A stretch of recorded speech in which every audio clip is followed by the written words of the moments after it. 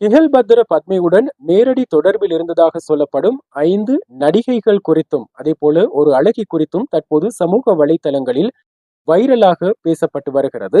இந்த விடயம் குறித்து நான் இறுதியாக வெளியிட்ட காணொளியில் பல திடுக்கிடும் தகவல்களை உங்களோடு பகிர்ந்து கொண்டிருந்தேன்.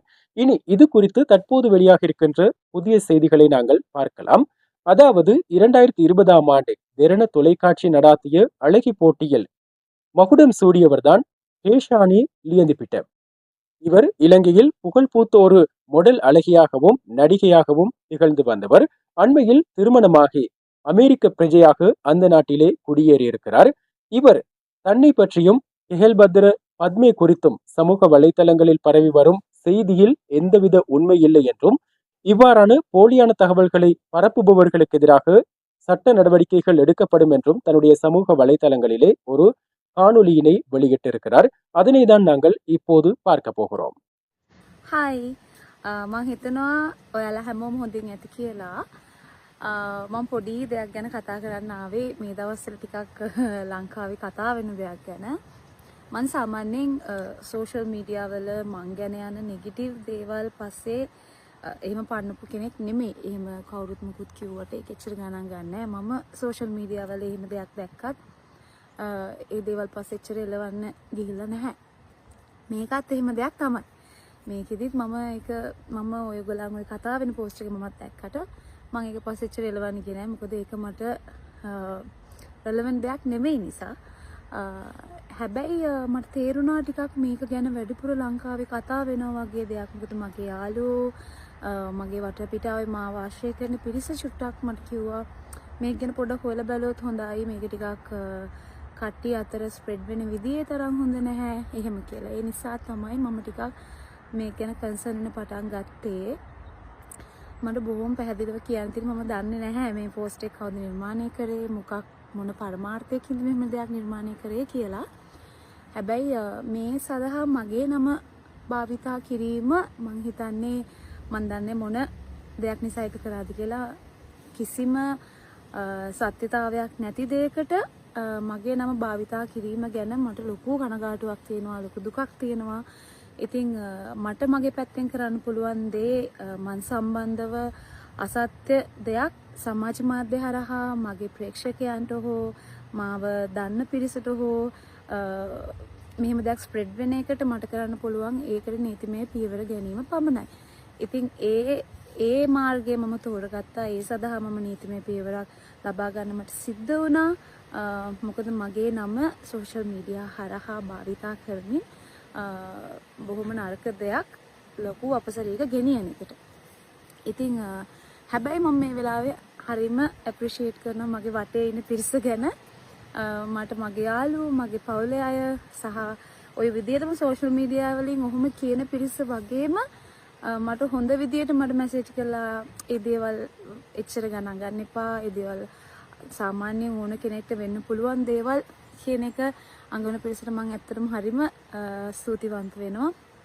මට කියන්න තියෙන්නේ අපි හරියට තොරතුරක් දන්නේ නැත්නම් මේ වගේ ලොකු චෝදනාවල් විශේෂයෙන්ම අනිත් එක ගැහැණු ළමයි ඒ දේවල් කරන්න එපා. මොකද අපි දන්නේ නැහැ හරි වැරද්ද මොකද්ද කියලා. සමහර විට නිවැරදි මිනිස්සෙක්ට මෙහෙම දෙයක් කරන එක ඒ කරන කෙනාට හොඳත් නැහැ. යාට නීතිමය වශයෙන් ඒ දේ හොඳත් නැහැ. සහ මිනිස්සෙක් විදිහට මනුස්සකමින් ඒ දේ හොඳත් නැහැ. මොකද අද මට මේක වෙන්න පුළුවන් මේ වගේ වටපිටාවක් ලංකාවේ තියෙනකොට මේ වගේ දේවල් ප්‍රවෘත්ති වලින් ඇහෙනකොට තවත් පිරිසක් හෙට වෙද්දි මේකට සම්බන්ධ වෙන්න පුළුවන්. තව කෙනෙක් මේ විදිහට මගේ නම භාවිතා කරලා යවුවා වගේම තවත් නම් මේකට ඇටච් කරලා යවනවා වෙන්න පුළුවන්. ඉතින් අපි දන්නේ නැහැ අපිට එදිනදා ජීවිතයේදී හම්බෙන මිනිස්සු, අපිත් එක්ක ඇවිල්ලා කතා කරන මිනිස්සු කවුද කින්ද මන්ද කියන දේ අපි හොයන්න බලන්න යන්නේ නැහැ. ඒක තමයි සමහර තැන්වල සමහර විට ඒක වරදක්. හැබැයි අපි ජීවත් වෙන ශාස්ත්‍රයත් එක්ක රංගන ශිල්පිනියක් විදියට මම හිතන්නේ අපිට ඒ දෙයට මුහුණ දෙන්න සිද්ධ වෙනවා. ඉතින් මට කාරුණිකව කියන්න තියෙන්නේ තමන් නොදන්න කිසිම තොරතුරක් තවත් කෙනෙක්ට කියන්නවත් තවත් කෙනෙක් එක්ක ෂෙයා කරගන්නවත් යන්න එපා. මම කියන්නේ මේ දේ සම්බන්ධ වෙන්නේ ඕනම දෙයක් සම්බන්ධයෙන් කරන්න එපා. මොකද ඒකේ තරම් හොඳ දෙයක් නෙමෙයි. අපි මිනිස්සු විදිහට මම දැන් ලංකාවේ ජීවත් වෙන කෙනෙකුත් නෙමෙයි. මම දැන් මගේ මැරේජ් එකෙන් පස්සේ මම වෙන රටකට මුහුණා. ඉතින් මගේ රංගන කටයුතු සඳහා තමයි මම ලංකාවට ආයෙ යන්නේ දේවල් කරන්නේ.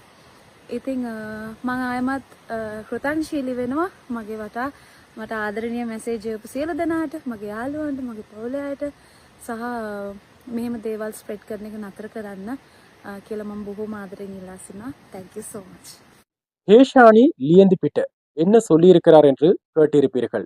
சிங்கள மொழி புரியாதவர்களுக்கு அவர் என்ன சொல்லியிருந்தார் என்பதை ஒரு சாராம்சமாக உங்களுக்கு தருகின்றோம். அதாவது தான் ஒரு மொடல் அழகியாகவும் அதே போல ஒரு நடிகையாகவும் இருப்பதன் காரணமாக நாளாந்தம் பலவிதமான நபர்களை சந்திக்க வேண்டிய தேவை தனக்கு ஏற்படுவதாகவும் அவர்களுடைய கடந்த காலங்கள் குறித்தோ அல்லது அவருடைய நடவடிக்கைகள் குறித்தோ தான் ஒருபோதும் ஆராய்ந்ததில்லை என்று குறிப்பிட்டிருக்கிறார். இது ஒரு தவறான விடயமாக இருந்தாலும் தன்னுடைய தொழிலோடு பார்க்கும் போது அவ்வாறு ஆராய்ந்து தொழிலில் ஈடுபட முடியாது என்பதை குறிப்பிட்டிருக்கிறார்.